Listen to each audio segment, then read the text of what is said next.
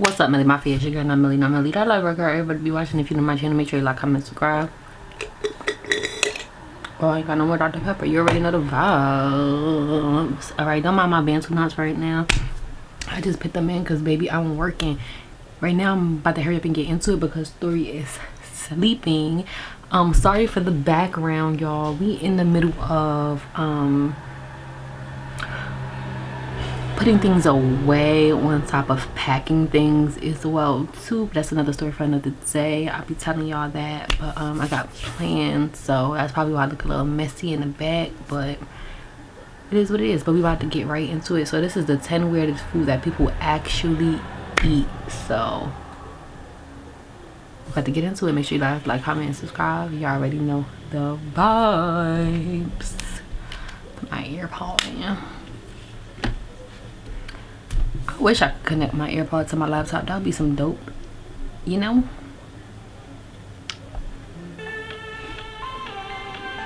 For most kids, the most adventurous things to eat are fruits and vegetables. Whether it was broccoli, asparagus, or Brussels sprouts, everybody had one food that they hated to eat growing up. However, the majority of people begin to mature and their tastes change. But no matter how adventurous you are in the kitchen, very few people would feel comfortable eating the following dishes. From insects to eyeballs, today we're counting down the 10 weirdest foods eaten in other countries. Ant eggs are commonly found and utilized as food in Southeast Asia, predominantly Thailand, Cambodia, and Vietnam. The ants are often piled high and fried, ready to be consumed as a quick snack. One of the weirdest is white ant egg soup, a mixture of eggs, partial embryos, and baby ants. People say the eggs pop in their mouths, releasing a sour flavor. Separating the eggs from the soldier ants requires a bucket of water. When the eggs and nest are in the water, the adult ants lie still and even clump up in the water. They aren't dead, just saving their energy. You don't want to just throw them in the trash, or you'll have a trash can full of angry red ants when you come back. Perhaps surprisingly, ant eggs are relatively nutritious. Ant eggs are a high source of protein. 100 grams contain more than 8.2 grams of protein. It has less fat and calories than chicken eggs by containing only 2.6 grams of fat, while chicken eggs contain more than 11. They say bugs are a great source of protein though. Like, I've heard that a lot, like a lot. 0.7 grams. It contains other minerals such as calcium, phosphorus, iron, sodium, potassium, vitamin B1 and B2, and niacin. With that said, it will probably take more than impressive nutrition facts to convince most diners to try this dish.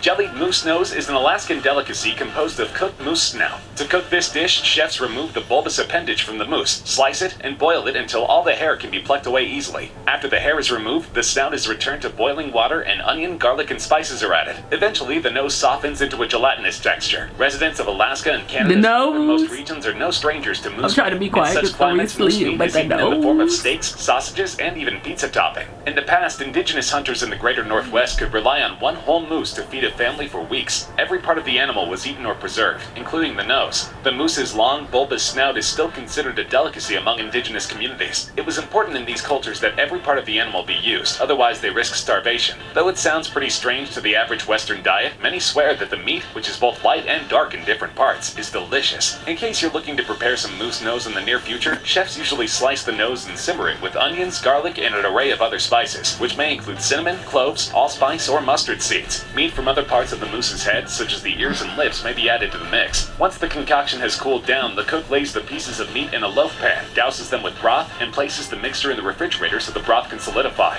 The resulting jelly is served like a loaf of bread and eaten in slices. Corn smut, fungus, Mexican truffle, these are just some of the aliases of huitlacoche. But what exactly is this soft, spreadable, jet-black ingredient? In simple terms, it's a plant disease that grows on ears of corn around the kernels in puffy gray clouds that look kind of like river stones. But when you take this strange fungus into the culinary world, huitlacoche becomes a delicacy used in all sorts of dishes, from soups to enchiladas to sauces. The name huitlacoche is Nahuatl, which is the language of the Aztecs, still spoken by more than 1 million people in central Mexico today. Utilizing this ingredient also dates back to this time. Corn, or maize, was a staple in the Aztecs' diet, and they used the corn fungus mainly in tamales and stews. Of course, not everyone is okay with plant-ruining diseases working in other crops. That's Many nasty. farmers outside of Mexico destroy infected plants, and new strains of corn have been modified that prove resilient to the fungus. Luckily, With the influx of culinary awareness, huitlacoche has become a bit of a delicacy in the States. The semi-popularity of the ingredient came about thanks to Joselina Howard, founder and the first chef-owner of Rosa Mexicano in New York. She served a huitlacoche-focused dinner at the James Beard House in 1989. That went over so well, others started thinking about the food. It's still served at Rosa Mexicano restaurants, as well as many other mainly Mexican eateries. Advocates make the argument that it's only as gross as eating other semi-rotten products, like yogurt or cheese. Fans of blood sausage and black pudding will like the next item on our countdown. Dinuguan is a Filipino stew made of pork meat cooked in pig's blood, vinegar, and spices. Offal parts are traditionally used in this rich and spicy dish, but sometimes chefs use pork belly to tame the fear factor. It's most often served with pork blood and pieces of ears, snout, stomach, and kidneys. It's perhaps closer in appearance and preparation to the Polish soup czernina, or an even more ancient Spartan dish known as malazomos, or black soup, whose primary ingredients were pork, vinegar, and blood. Most gourmands describe the taste as savory, bitter, or even a little bit metallic. If that doesn't sound appealing to you, you're in luck. A vegetarian version is known as binuguan, and is made of red beans, tofu, onions, garlic, and vinegar. The red beans are cooked, mashed with water or vegetable stock added, then drained to remove the skin. Sometimes corn flour is added to thicken the liquid, so the consistency mimics coagulated blood. Regardless, it is considered a delicacy all across Southeast Asia, as pig's blood cannot be used for every meal. However, it may take a while to catch on in the Western world. Casumarzu literally means rotten cheese and is made exclusively in the Sardinia island. The cheese contains live maggots and is a part of the Sardinian food heritage. It's made up from sheep milk and belongs to the pecorino family. After fermentation, the cheese is left to decompose with the help of the digestive action of the cheese fly larvae, which are introduced to the cheese solely for this purpose. Due to the action of the larvae, the cheese becomes very soft and liquid. A different variety of this cheese is also available on the island of Corsica. It is a traditional food of the region and is mostly consumed at weddings and celebrations. Casumarzu is created by leaving whole pecorino cheeses outside with part of the rind removed to allow the eggs of the cheese fly to be laid in the cheese. A female fly can lay more than 500 eggs at one time. The eggs hatch and the larva begins to eat through the cheese. The acid from the maggot's digestive system breaks down the cheese's fats, making the texture of the cheese very soft. By the time it's ready for consumption, a typical casumarzu will contain thousands of these maggots. Sirocco is not a food for the faint of heart. Many people are familiar with caviar, or fish eggs. In fact, caviar is considered a high-class food all over the world. Most people would not hesitate to dig into a heaping pile of fish eggs, regardless of their taste, because they serve as more of a status symbol than a culinary tradition. But Sirocco takes this idea one step farther. Sirocco in Japanese means white children, but refers to the sperm sacs of either cod, anglerfish, or pufferfish. Looking like white blobs of goo or miniature brains, they're said to have a sweet custardy taste. So next time you host a fancy dinner party, be sure to stock plenty of fish sperm to make a good impression. Ew, this is Some have nasty. compared the dish to the infamous Rocky Mountain oysters. I see you. DTM doing the most. You might have an ebook, right? Don't be fooled if someone offers you this dish. It's not seafood. In fact, Rocky Mountain oysters are none other than fried bull testicles. Much like Sirocco and caviar, this dish is extremely expensive, though very few people find it particularly delicious. It just proves that there are weird foods eaten all over the world, including the United States. Stargazy pie is an odd-looking concoction. The heads and tails of pilchards poke out of a short crust lid. Their bodies, meanwhile, are tucked under the pastry. A white sauce envelops them. Salty and formidably traditional, it's seasoned with coarse pepper and parsley. Inside the steaming pie, a grating of boiled egg adds a touch of nourishment. An earthy stock supplies a base. It's hearty cooking, what you might imagine tucking into on a cold winter's night in a quaint Cornish village. It all smells of a buttery sea, and tastes much the same. But Stargazy pie is more than just an intriguing food item. It's said to be born of famine in Cornwall's tiny port of Mousehole. The story goes that many years ago, it's not exactly known when, winter storms were thrashing the village with all their roaring anger, and this was when such weather cut off the region from the rest of England. People were going hungry. To feed themselves, they were forced to bake full fish with whatever they could find in a pie crust. The original pie in the legend includes sand eels, horse mackerel, pilchards, herring, dogfish, and ling, along with a seventh fish. In a traditional pie, the primary ingredient is the pilchard, although mackerel or herring is used as a substitute. Richard Stevenson, chef at the Ship Inn in Mousehole, suggests that any white fish will work for the filling, with pilchards or herring just added for the presentation. Prior to putting it in the pie, the fish should be skinned and boned, except the head and tail, to make it easier to eat. Along with the fish, the other traditional ingredients are thickened milk, eggs, and boiled potatoes. In this last iteration, it almost sounds appetizing, until you imagine biting into a full fish head and scaly tail.